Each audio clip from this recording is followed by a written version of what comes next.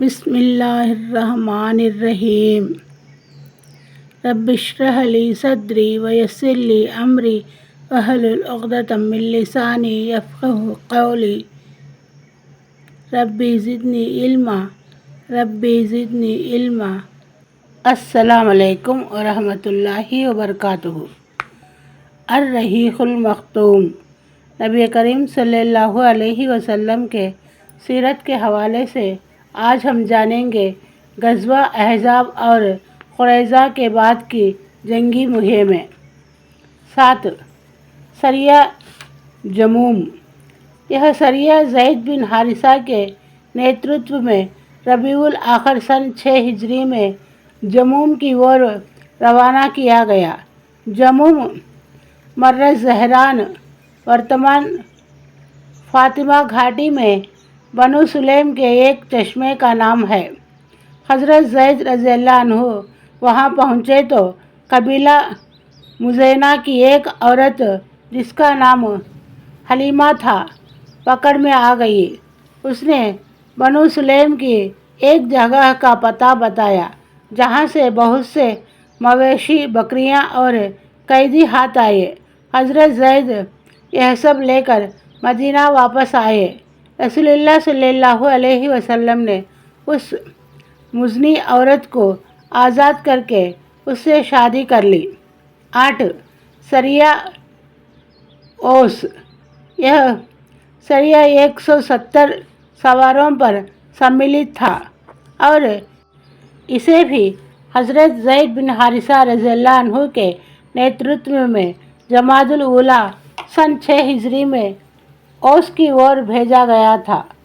اس مہم میں قریش کے ایک قافلے کا مال ہاتھ آیا جو رسول اللہ صلی اللہ علیہ وسلم کے داماد حضرت ابو العاص کے نیترتو میں سفر کر رہا تھا۔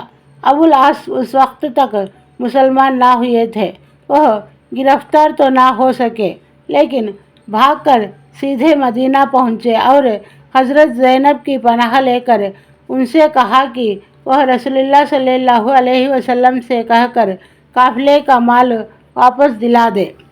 حضرت زینب رضی اللہ عنہا نے رسول اللہ صلی اللہ علیہ وسلم کے سامنے یہ بات پیش کی تو آپ نے کسی طرح کا دباؤ ڈالے بنا صحابہ کرام سے اشارہ کیا کہ مال واپس کر دیں۔ صحابہ کرام رضی اللہ عنہ نے تھوڑا زیادہ چھوٹا بڑا جو کچھ تھا سب واپس کر دیا۔ ابو العاص سارا مال لے کر مکہ پہنچے، امانتیں ان کے مالکوں کے حوالے کی، پھر مسلمان ہو کر مدینہ تشریف لائے۔ رسول اللہ صلی اللہ علیہ وسلم نے پہلے ہی نکاح پر حضرت زینب کو ان کے حوالے کر دیا جیسا کہ صحیح حدیث سے ثابت ہے۔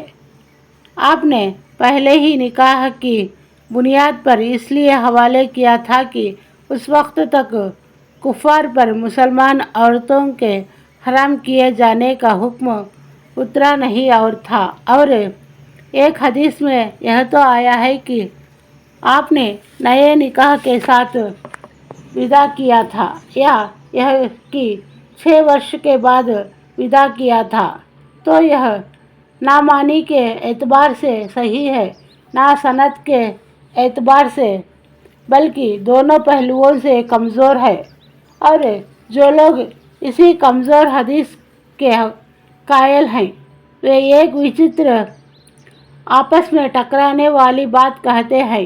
وہ کہتے ہیں کہ ابو العاص سن 8 ہجری کے آخر میں مکہ وجے سے کچھ پہلے مسلمان ہوئے تھے، پھر یہ بھی کہتے ہیں کہ سن 8 ہجری کے شروع میں حضرت زینب کا انتقال ہو گیا تھا۔ حالانکہ اگر یہ دونوں باتیں صحیح مان لی جائیں تو ورودھابھاس بالکل اسپشٹ ہے۔ سوال یہ ہے کہ ایسی استھتی میں ابو العاص کے اسلام لانے اور ہجرت کر کے مدینہ پہنچنے کے وقت حضرت زینب رضی اللہ عنہا زندہ ہی کہاں تھی کہ انہیں ان کے پاس نئے نکاح کے ذریعے یا پرانے نکاح کی بنیاد پر ابو العاص کے حوالے کیا جاتا۔ ہم نے اس विषय पर बुलुगुल मराम में बड़े विस्तार में वार्ता की है। इसके अलावा अल्लाह के रसूल सल्लल्लाहु अलैहि वसल्लम से सोचा भी नहीं जा सकता कि आप हुदैबिया का समझौता कर लेने के बावजूद कुरैश के काफिले पर छापा मारने के लिए मुसलमानों को भेजेंगे। सीरत लिखने वाले तमाम विद्वान इस पर सहमत हैं। इस समझौते को मुसलमानों ने नहीं बल्कि कुरैश ने भंग किया था। मशहूर साहिब मगाजी मूसा बिन उकबा का रुझाव इस ओर है कि यह घटना सन 7 हिजरी में अबू बसीर और उनके साथियों के हाथों घटी, लेकिन यह ना सही हदीस के अनुसार है ना कमज़ोर हदीस के। 9. सरिया तुरफा या तुर्क। यह सरिया भी हज़रत ज़ैद बिन हारिसा के नेतृत्व में जुमादुल आखिर में तुरफ या तुरक नामी जगह की ओर भेजा गया। यह जगह बनु सालबा के इलाके में ही थी। हज़रत ज़ैद के साथ सिर्फ 15 आदमी थे, लेकिन बद्दुओं ने खबर पाते ही भागने का रास्ता अपना लिया। उन्हें खतरा था कि अल्लाह के रसूल सल्लल्लाहु अलैहि वसल्लम तशरीफ़ ला रहे थे। हज़रत ज़ैद को 4 ऊँट हाथ लगे और 2-4 दिन बाद वापस आए। 10. सरिया वालिद कुरा। यह सरिया 12 आदमियों पर सम्मिलित था और इसके कमांडर भी हज़रत ज़ैद ही थे। वह रजब सन 6 हिजरी में वादिल कुरा के ओर रवाना हुए।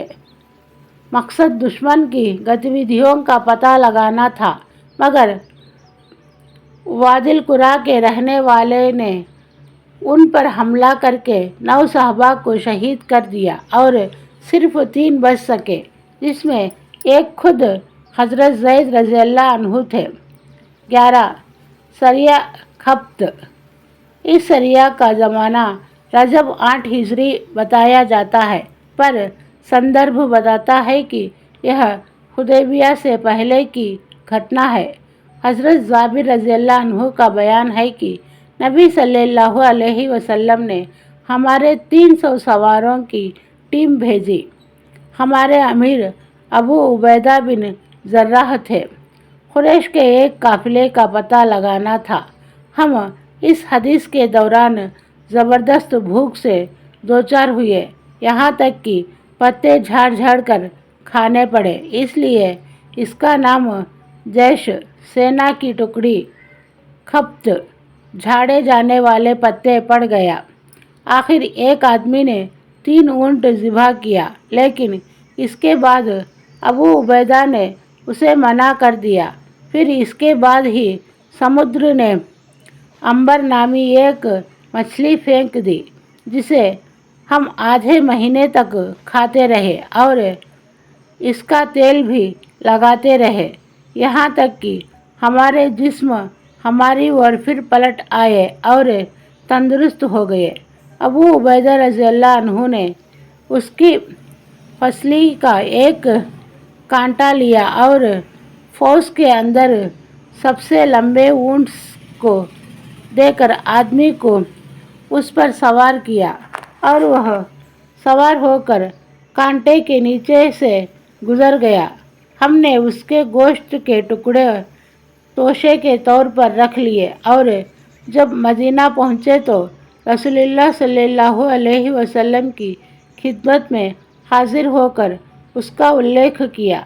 आपने फरमाया, यह एक रोज़ी थी जो अल्लाह ने तुम्हारे लिए निकाली थी। उसका गोश्त तुम्हारे पास हो तो हमें भी खिलाओ। हमने रसूलुल्लाह सल्लल्लाहु अलैहि वसल्लम की खिदमत में कुछ गोश्त भेज दिया। घटना का विवरण खत्म हुआ। ऊपर जो यह कहा गया है कि इस घटना संदर्भ बताता है कि यह हुदैबिया से पहले का है।